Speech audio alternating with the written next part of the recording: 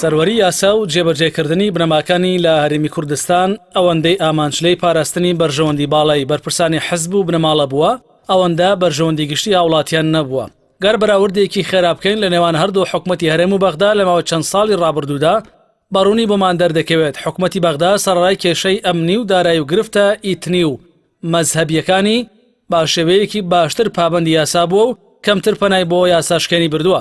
بەراورد بە حکومەتی هەرێمی کوردستان کە لە ماوەی دوودەی ڕابردوودا ئاسانترین هەنگاو لە کاتی کێشەکاندا دەستی بۆ بردبێت پێشێلکردنی یاسا بووە. بەرپرسانی هەرێم لە ماوەی 27 ساڵی ڕابردوودا و لە پێناو پاراستنی بەرژەوەندی دوو حیزبی دەسەڵاتداردا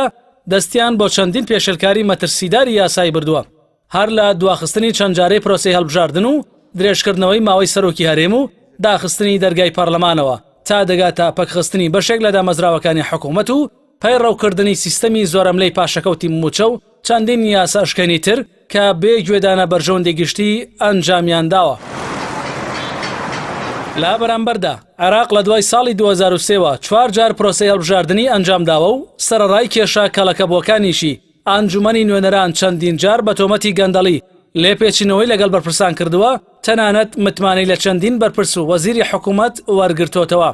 هاوکات دوای هەڵبژاردنەکانی 12 ئایاری ئەمساڵ و دروستبوونی نیگەرانی لایەنە سیاسیەکان لەبارەی بوونی ساختەکاری لە پرۆسەکەدا ئەنجومەنی نوێنەرانی عێراق بڕیاری هەڵۆشانەوەی ئەنجومەنی کۆمیسیارانی سەر بە کۆمیسیۆنی هەڵبژاردنەکانی دەرکرد و خودی کۆمیسیۆنی سەر کرد. لای خۆشیەوە دادگای باڵای فدرالی عێراق پێچەوانەی ویستی زۆربەی لایەنە دەستڕۆشوەکانی حکوومەت پشتیوانی خۆی بۆ بڕیاری جاکردنەوەی دەستی دەنگەکانی هەڵبژاردن نیشاندا و بڕیارەکەی بە یاسایی ناساند.